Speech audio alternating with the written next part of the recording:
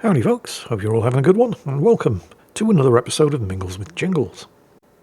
Going to start off this week by doing something a little bit different, and we're not actually going to be talking, at least not at first, about games or computers or the internet or any of the stuff that I usually talk about in Mingles with Jingles. Instead, you're going to have to bear with me here, I want to talk about kitchen foil. Yes, really. Yep, I know. Put the crack pipe down and step away from the keyboard, old man. Bear with me. I mean, what we're really talking about here is marketing and advertising bullshit in general, but kitchen foil specifically. I should probably explain, because people call this sort of thing different things in all different kinds of countries. Here in the UK, we usually call it tin foil, even though I'm pretty sure it's not made out of tin. I think in America, you call this stuff aluminum foil. You know the sort of thing. It's like a metal sheet of paper that comes up in a roll that you use to cover food. Kitchen foil. So, a couple of days ago I'm cooking dinner. I'm doing chicken. And it came in its own foil tray, but you had to cover the tray with kitchen foil as well to keep all the juices in while it cooks in the oven. So, I reach into the kitchen drawer and I pull out a tube of my kitchen foil. So, this brand's called Bako foil. You might have it in other countries, I don't know. Let me just read you the labelling. Bako foil, strength you can trust since 1962. And here's the part that got me mildly annoyed. The non-stick kitchen foil. No sticking, no cleaning, easy to use, with a unique Bako lift surface. Let me just repeat that for you. The non-stick kitchen foil. As if there's any other kind. You see what I mean? Nobody goes into supermarkets shopping for kitchen foil and then gets upset because they only offer the non-stick variety. That's the only kind there is. So why are they making such a big song and dance? I mean, it's right there. It's in the biggest lettering on the packaging, the non-stick kitchen foil. As if that somehow makes it special and stand out from its competitors, as if they are the non-stick kitchen foil. There's no other kind of kitchen foil. They're all non-stick kitchen foil. You are not special. So this mildly annoyed me, but then I started noticing this kind of bullshit on the packaging of basically everything else in the house. Cartons of orange juice in the fridge, proudly proclaiming the fact that they contain no added sugar. Of course there's no added sugar, it's orange juice. It basically is sugar. I mean, none of this is technically breaking any advertising laws. It's factually correct. They haven't added any extra sugar to something that is naturally full of sugar. So they're not lying to us, but that doesn't mean there's no sugar in it, does it? I mean, you could slap the no added sugar label on a whole lot of things that do actually already contain a lot of natural sugar in an effort to fool people into thinking that they're getting something that doesn't contain a lot of sugar. In fact, you could put the no added sugar label on bags of sugar. And you wouldn't be wrong, but it's still sugar. So I started looking around and I started seeing this kind of thing on other things. I have some mouthwash here. I'm sure we all buy mouthwash and don't look too closely at the labelling, and I made the mistake of doing exactly that, and wow. The more that you read the labelling on a bottle of mouthwash, the more you realise that this stuff basically does nothing. So here we go. This is a popular brand of mouthwash. It's called Listerine. You've probably heard of it. You may even have some in your bathroom. Right at the top of the packaging, in fact, even above the name of the brand, it says 5 times in massive letters. And then in slightly smaller letters, more effective than floss. And then under that, in even smaller letters, plaque protection. And then under that, in even smaller letters, only above the gum line. And then below that, in letters that are so small, you'd need a magnifying glass to read them, use alongside brushing and flossing. So what they're basically saying here is this stuff is basically useless. It also says, removes up to 99% of germs left after brushing. Now, I'm not saying they're lying, but the question that you should be asking here is just exactly how many germs are left after brushing. Now, unless my toothpaste's been lying to me as well, I'm guessing there aren't many germs left after brushing with toothpaste. So, making the claim that this stuff removes up to 99% of germs left after brushing is a fairly easy claim to make, if there aren't any germs left after brushing in the first place. In fact, you know what? Just to be on the safe side, because I'm starting to get paranoid, I thought I'd just go and investigate my toothpaste as well. So again, popular brand, this is Colgate. So the back of the tube is where all of the fine print is, which nobody reads. The front of the tube is where all the big lettering is, the stuff that's designed to catch your attention, and there's not an awful lot on the front. It says Colgate, triple action. Ooh, so presumably 3 times as good as other toothpaste. What exactly is this triple action? Cavity protection, white teeth, fresh breath. All toothpaste does that. But here they are on the packaging, claiming that there's something special because they basically do what every other brand of toothpaste on the market does. But they're not lying, are they? It does do those 3 things. Because of course it does. It's toothpaste. That's what it does. So I'm really starting to get more and more annoyed by this. And then I remembered the funny side, because I remember when I was in the supermarket a couple of years back, and I was doing the shopping. So I know Rita, we're doing the shopping together, and we're in the women's aisle, and I was bored, waiting for Rita to get all of her women's stuff. And I noticed in the beauty section, there's this jar of Himalayan rock salt. So, okay, let's have a look. Picked it up, turned it over, had a look at the ingredients. This stuff had precisely 1 ingredient: sodium chloride, salt. And they were charging £8 a bottle for this stuff. And it was a very small bottle. And the literal only single ingredient in it was sodium chloride, salt. So I put the bottle back, and intrigued, I headed over to a different aisle to look for some kitchen salt, some cooking salt. Just regular normal salt, not the fancy Himalayan rock salt that they were selling to women as a beauty product. For £8 for a very, very small bottle, and, well, I took a look at the ingredients on the cooking salt, and it was exactly the same. Because it's salt, it's sodium chloride, that's it, that's all it is. Chemically, it's identical. The only difference was the labelling, the amount you were getting, and the amount they were charging. Because if you buy it from the cooking section of the supermarket, you get 8 times as much for a 16th of the price, and it's exactly the same stuff. It's absolutely shocking what you can convince people to part with their money for, because this Himalayan rock salt, this fancy stuff, was obviously selling, or the supermarket wouldn't be carrying it. You know, they don't stock things that people aren't buying. Chemically, exactly the same as the stuff that people are putting on their fish and chips. But you call it Himalayan rock salt, and you say no, you put it in your bath water, and you can charge 16 times as much. And the thing is, nobody's lying to you. You know, they're being 100% upfront about everything.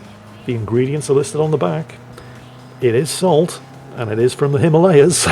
And as for all the other stuff, I mean, it is non-stick kitchen foil. That doesn't make it special, but they never claimed it was special. They just said it was non-stick kitchen foil. My toothpaste is triple action. They never claimed that it was the only toothpaste on the market that did those 3 things. I mean, they all do those 3 things, but that doesn't make the labelling inaccurate. My mouthwash is 5 times more effective than floss at plaque reduction, above the gum line, when used alongside regular brushing and flossing. It's amazing what they can get away with putting on the labelling. You got to read this stuff really carefully. It's like chocolate flavoured milk drink. You ever go to the supermarket and you look at the flavoured milk drink section, and you pick up a bottle of chocolate flavoured milk drink. The one thing that you can guarantee is not in that bottle is chocolate. Because if there was chocolate in it, they wouldn't be calling it chocolate flavoured milk drink. They'd be calling it chocolate milk. And you can confirm that by turning it over and looking at the ingredients, because there's no chocolate in it, but there's a whole lot of chemical food flavourings.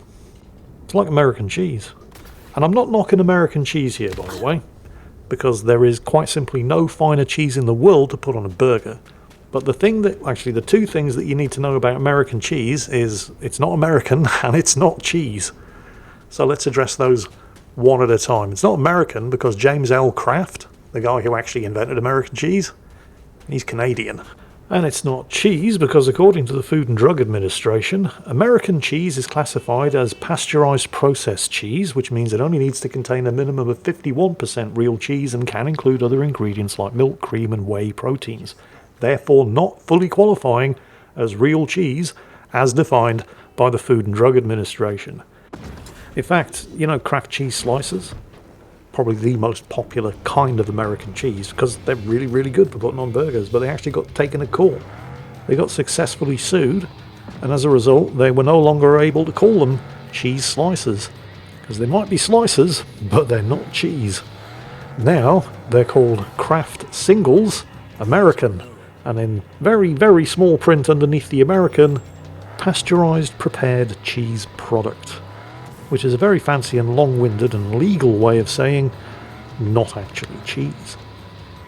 This is also the reason why Doritos nacho cheese dip, you know, the cheesy, saucy stuff that you get in jars to dip your Doritos into, can be called nacho cheese dip because it does actually contain cheese. It's only 5%, but it's 5% of actual mature cheddar cheese, so they can call it a cheese dip. But Kraft Cheese Whiz, they have to spell the cheese the funny way, you know, Cheez. They can't actually spell it as cheese, because just like Kraft cheese slices, there's no actual cheese in it. If you have a look at the ingredients on a jar of Cheese Whiz, I mean, you know, it's mostly actual natural ingredients, and I've tasted this stuff, and it's not bad, it's alright, but the only actual cheese product in it is American cheese, which, as we've already established, is not cheese. So Kraft has to get creative with the spelling and the labelling in order to avoid getting into trouble again with the Food and Drug Administration. The thing is, though, I mean, yeah, all of this started when I was doing some cooking the other day and I picked up my kitchen foil and got mildly annoyed because it was proudly proclaiming itself to be non-stick kitchen foil, which apparently makes it some kind of special, when it clearly isn't. And ended up diving down this rabbit hole to deal with the... Well, none of it's lying to you, but the packaging and the labelling on the stuff that we buy every day, it is kind of misleading. Although, you know, not in any kind of malicious way. But then you start looking at the recycling industry, and holy shit. Alright, strap yourselves in, because this one might shock you. I don't think anybody's going to be too shocked to hear that most of the stuff that you send away to be recycled doesn't actually get recycled. You know, even though a lot of places will impose pretty severe penalties on you for not separating your waste into stuff that can and can't be recycled. Here in the UK, it varies. Paper and cardboard, 70% does actually get recycled. Glass, 73% does actually get recycled. Metal, 76% gets recycled. But plastic, the type of waste that you'd imagine would be right up there with paper and cardboard and would be getting recycled the most, only 44% of plastics that get sent for recycling here in the UK actually get recycled. Now, I don't know what the figures are elsewhere, but I imagine they're probably going to be around about the same. And there's a very, very good reason for that. Before we get on to that reason, if anybody's wondering what exactly does happen to all of the stuff that you get sent off for recycling that either does not or cannot be recycled, it's pretty much exactly what you'd expect. It all either gets incinerated and burned, or it gets dumped into a landfill. But why is it that less than half of all the plastics that we send off to get recycled actually ends up getting recycled? Well, there's a couple of reasons for that, and well, I was going to say shocking reasons, but when you understand who's behind it, you're probably not going to be shocked at all, because the thing you have to remember about plastics is plastics are all byproducts of the petrochemical industry, the oil industry. So here's the thing, right, when I was growing up, nobody separated their waste. It just wasn't done. Everything got dumped into one bin, and then it either got compacted and dumped into a landfill, or it got incinerated. But then people started getting concerned about plastics in particular, not so much about wood and paper and metal or food waste, because, you know, that stuff all rots. And metal is very easy to recycle. Just melt it down and make new things with it. Plastics, however, not so much, because the overwhelming majority of plastics don't biodegrade. And you dump them in a landfill, and, well, they just don't go anywhere. So people started, you know, naturally getting concerned about all of these plastics that were filling up our landfills. So we all started separating our waste to make it easier to recycle the stuff that could actually be recycled, plastics included. And yet only 44% of plastics are actually recycled. Why is that? Well, first of all, you have to look at what it is that you can actually do with plastic waste. And the best thing that you can do, and you've probably heard this, is to reduce the amount of plastics that you actually use in the first place. So if you've got a choice between buying a product that comes in a plastic bottle or a glass bottle, buy the product that comes in the glass bottle, because glass can much more easily be recycled. Same with paper or card packaging rather than plastic packaging. The next best thing that you can do is to reuse the plastic packaging that you actually have. Where possible, of course. I mean, if you buy something that comes in a sealed plastic pot and you can actually reseal that plastic pot, then, clean the pot and reuse the plastic pot. The least effective thing that you can do is to recycle the plastics. That's why it's always presented in that way. Reduce, reuse, and then recycle. But here's the thing. We've all seen national advertising campaigns to recycle our plastics. When was the last time you saw a national advertising campaign to reduce the amount of plastics that you use in the first place? Yeah, you've never seen an advertising campaign to reduce the plastics that you use in the first place. That's because all of the recycling campaigns are paid for by the oil industry, the industry that makes the plastics in the first place, because they naturally don't want you to reduce or reuse the plastics that they're selling you. But here's where it gets particularly insidious. I mean, that much you can say, well, yeah, okay, fair enough. They've got a vested interest in not reducing and not reusing, so recycling's the next best thing. Yeah, but it's actually kind of more sinister than that. Have you ever actually looked at the recycling labels that you see on your plastic products? Here, I'll pop a bunch of them up on screen right now. You've probably seen these things. They're all over the plastics that we use. How many of you would be surprised to learn that none of these are recycling symbols? They look like recycling symbols. They very, very deliberately look like recycling symbols, but they're not recycling symbols. These are what the plastics industry call resin identification codes. All they do is identify what type of plastic the packaging is made from. And most of it cannot be recycled. Just to satisfy your own curiosity, after this video, go to your fridge and have a look at the plastic packaging, and if they have what looks like a recycling symbol but with a number in it, that's not a recycling symbol, and the chances are fairly good that even though you are putting this stuff out to be recycled, it can't be recycled. It's funny how it looks like a recycling symbol though, isn't it? Yeah. It's funny though, because this whole thing got started with the simple act of me doing dinner the other night and then getting mildly annoyed that my particular brand of kitchen foil was proudly proclaiming itself as unique because it happened to be non-stick. And then the mildly annoyed Google rabbit hole that I ended up going down as a result of that led us here. Damn. The thing that pisses me off the most though is just that, if they'd just be honest about it, if they wouldn't try to deliberately mislead and cover stuff up and hide it, I could make an informed choice about the kind of products that I buy. But, well, that's just not the kind of world we live in, is it? But the information is out there. They just make it really, really hard for you to find it. But it is out there. And the more you know, the better choices you can make. And not just about recycling, but about everything in life. I mean, I'm sitting here pontificating about, well, all kinds of things in this particular episode, but I never expect you to take my word for it, because the information is out there. Don't just take my word for it. Don't just take anybody's work for it. Because everybody's pushing some kind of agenda. Everybody's got some kind of bias, even me. But my bias is, well, at least I hope it's a fairly honest one. Because my bias is encouraging people to figure stuff out for themselves.